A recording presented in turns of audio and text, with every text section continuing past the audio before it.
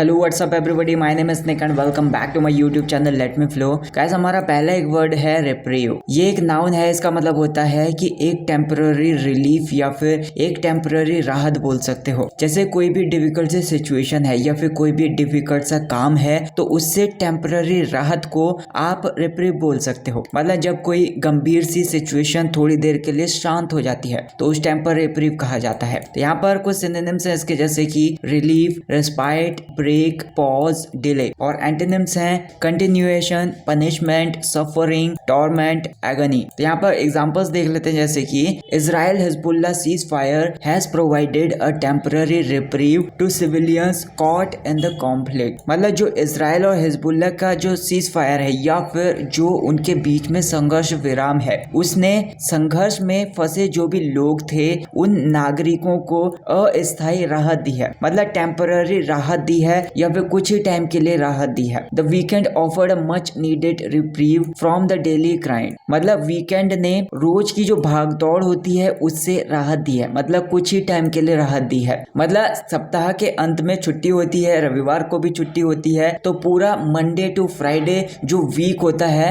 जो दिन होते हैं वो बहुत ज्यादा भाग दौड़ वाले होते हैं। तो इसकी वजह से जो फ्राइडे होता है उसके बाद सप्ताह का अंत आता है तो वो थोड़े टाइम के लिए राहत होती है। The storm gave a brief reprieve before returning to heavy rain. मतलब जो स्टॉर्म था या फिर जो तूफान था उसने भारी बारिश से पहले थोड़ी सी राहत दी है। मतलब भारी बारिश आती है तो उससे पहले जो स्टॉर्म आ जाता है उसने थोड़ी सी राहत दी है। इंडैशमेंट ये एक नाउन है। इसका मतलब होता है a formal accusation of serious crime. आरोप पत्र बोल सकते हो। मतलब किसी एक सीरियस से क्राइम का आरोप पत्र बोल सकते हो। जब किसी पर गंभीर आरोप लगते हैं तो वो जो पर्सन होता है तो उसके खिलाफ एक इंडाइसमेंट जारी किया जाता है। तो मतलब आरोप पत्र जारी किया जाता है। तो सिनोनिम्स है जैसे कि accusation, charge, allegation, claim, denunciation. और एंटोनिम्स हैं exoneration, acquittal, pardon, vindication, immunity. तो यहाँ पर एग्जांपल्स हैं जैसे कि the international community's indictment of the violence on both sides calls for an immediate cease fire. मतलब जो इंटरनेशनल कम्युनिटी है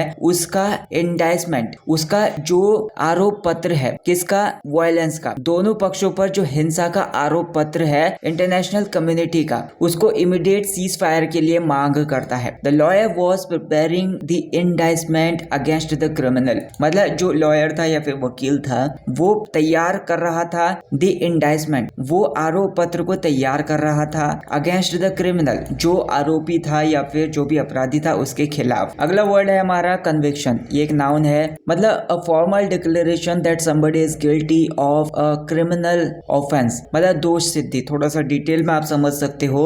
मतलब जैसे किसी पर्सन को अपराधी ठहराई जाने की जो ऑफिशियल घोषणा होती है, जब अदालत किसी को दोषी ठहराती है तो उसे कन्विक्शन कहा जाता है। जो भी दोषी है उसके दोष को प्रूव किया जाता है। यहाँ पर सिनोनिम्स हैं जैसे कि sentence, judgement, guilty verdict, finding, decision. Antonyms हैं acquittal, exoneration, pardon, release of freedom. तो यहाँ पर कुछ एग्जांपल्स हैं। The conviction of those responsible for the violence will be crucial in achieving lasting peace. मतलब जो कन्विक्शन है या फिर जो दोष सिद्धि है, मतलब जो लोग रिस्पॉन्सिबल हैं वायलेंस के, जो लोग जिम्मेदार हैं उस हिंसा के लिए, उन लोगों की दोष सिद्धि या फिर उन लोगों का जो दोष है वो प्रूव किया गया है, वो बहुत ज्यादा क्रूशियल होगा या फिर बहुत ज्यादा इंपॉर्टेंट होगा इन अचीविंग लास्टिंग पीसिंग। मतलब स्थायी शांति को प्राप्त करने में या फिर बहुत लंबे टाइम तक शांति को प्राप्त करने में ये बहुत ज्यादा क्रूशियल होगा। His conviction in the fraud case damaged his reputation. मतलब उसकी जो दोष सिद्धि थी या फिर उसके दोष को जो प्रूव किया गया था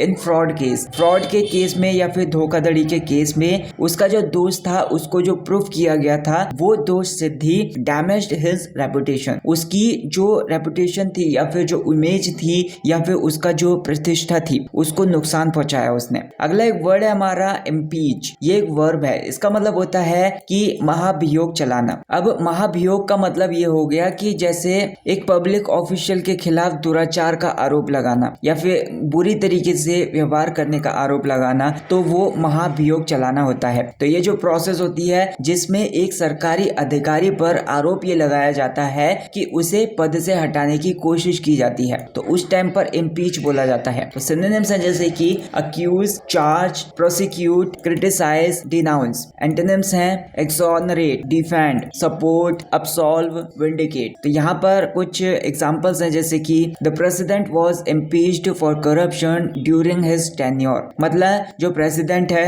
उसको अपने टेन्योर में, अपने कार्यकाल के दौरान जो करप्शन था या फिर भ्रष्टाचार था उसके लिए महाभियोग चलाया गया, या फिर उसके लिए एक ऐसी प्रोसेस में शामिल हुआ कि उस पर आरोप लगाए गए या फिर दुराचार का आरोप लगाया गया या फिर उसको पद से हटाने की कोशिश की गई। Public officials are sometimes impeached due to serious allegations. मतलब जो पब्लिक ऑफिशियल्स होते हैं या फिर जो सार्वजनिक अधिकारी होते हैं उन पर कभी कभी इम्पीच्ड मतलब कभी कभी आरोप लगाए जाते हैं या फिर कभी कभी आरोप या फिर महाभियोग चलाया जाता है। ड्यू टू सीरियस एलिगेशंस मतलब किसकी वजह से, जो गंभीर आरोप होते हैं उन आरोपों के लगने की वजह से। इंसरेक्शन ये एक नाउन है, इसका मतलब होता है एक violent uprising against an authority और गवर्नमेंट। मतलब किसी गवर्नमेंट के खिलाफ या फिर किसी अथॉरिटी के खिलाफ विद्रोह बोल सकते हो। ये एक ऐसी सिचुएशन होती है जब लोग सरकार के या फिर सत्ता के खिलाफ विरोध में खड़े हो जाते हैं। तो यहाँ पर जैसे सिनोनिम्स हैं rebellion, revolt, uprising, mutiny, insurgence. Antonyms हैं compliance, obedience, peace, submission, order. तो यहाँ पर एग्जांपल्स हैं जैसे कि the ceasefire has temporarily halted the insurrection on both sides but tensions remain high। मतलब जो सीजफायर था या फिर जो संघर्ष विराम था उसने दोनों पक्षों पर कुछ टाइम के लिए या फिर अस्थायी रूप से रोक लगा दी, होल्ड कर दिया मतलब, लेकिन जो तनाव था वो अभी भी हाई लेवल पर बना हुआ है। नेक्स्ट हमारा एक वर्ड है स्वे। इसका मतलब होता है किसी चीज से इन्फ्लुएंस हो जाना, किसी पर्सन से इन्फ्लुएंस हो जाना या फिर उससे प्रभावित हो जाना। जैसे किसी के विचार बहुत ज्यादा अच्छे लग जाने, जैसे किसी के विचार बहुत ज्यादा अच्छे लगने लगते हैं तो उनसे प्रभावित हो जाता है इंसान, या फिर किसी का पर्सपेक्टिव अच्छा है, किसी का व्यवहार अच्छा है तो उससे असर डाल देता है वो किसी दूसरे इंसान पर। तो यहाँ पर सिनोनिम्स जैसे कि influence, affect, move, persuade, alter. और एंटोनिम्स हैं unmove, unaffect, indifferent, resistance, insensitive. तो यहाँ पर जैसे एग्जांपल्स हैं I was swayed by my friends opinion to join the new course. मतलब मैं अपने दोस्त के द्वारा जो उसका ओपिनियन था उस राय से मैं प्रभावित होकर to join the new course, मैंने एक नए कोर्स को ज्वाइन किया या फिर उसमें शामिल हो गया। His decision to change jobs was swayed by the attractive salary package. मतलब उसका जो निर्णय था नई जॉब को बदलने का वाज स्वेड मतलब वो प्रभावित था bye the attractive salary package, एक अट्रैक्टिव या फिर आकर्षक सैलरी पैकेज से उसकी जो नौकरी बदलने का निर्णय था वो प्रभावित था। डिवाइसिव ये एक एडजेक्टिव है, इसका मतलब होता है विभाजनकारी। मतलब कुछ ऐसा है जो लोगों के बीच में असहमति या फिर दुश्मनी पैदा करता है। तो ये जो वर्ड होता है ये उसी सिचुएशन को डिस्क्राइब करता है जब कम्युनिटीज के बीच में या फिर लोगों के बीच में अलग अलग डिवीजन हो जाता है। तो यहाँ पर आप बोल सकते हो सिनोनिम्स जैसे कि controversial, polarising, fragmenting, disruptive, separating. और एंटोनिम्स हैं unifying, harmonise, peaceful, agreeable, cohesive. तो यहाँ पर आप बोल सकते हो एग्जांपल्स हैं जैसे कि the controversial new law proved to be very divisive among the public. मतलब जो कंट्रोवर्शियल न्यू लॉ था या फिर नया कंट्रोवर्शियल कानूनी नियम था, proved to be very divisive मतलब वो साबित हुआ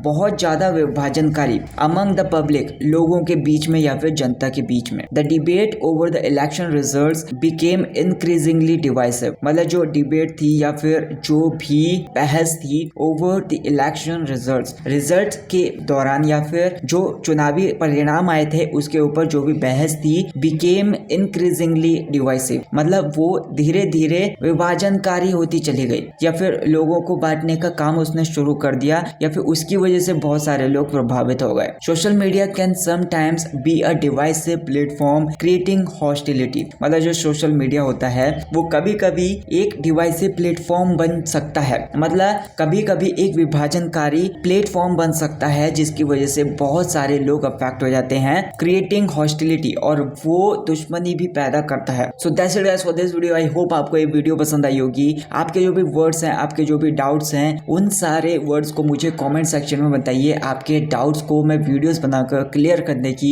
अपनी पूरी कोशिश करूंगा। तो वीडियो को लाइक कर देना, चैनल को सब्सक्राइब कर देना, वीडियो को शेयर कर देना। Thank you so much for watching this video.